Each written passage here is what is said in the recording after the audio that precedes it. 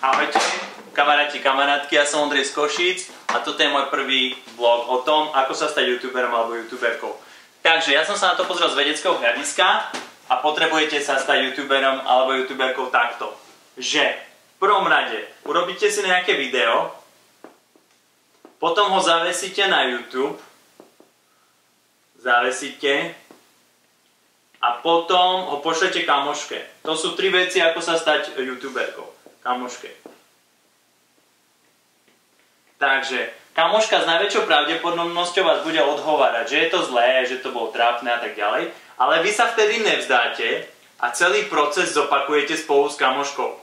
A vtedy kamoška sa z hejterky vlastne sa stáva vaša fanušička a máte prvú fanušičku.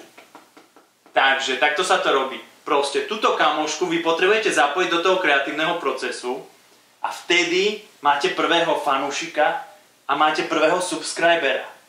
Takže ja vám takto odporúčam postupovať a keď sa vám to podarí s jednou kamoškou, tak sa môžete dotiahnuť to až na 1 milión subscriberov.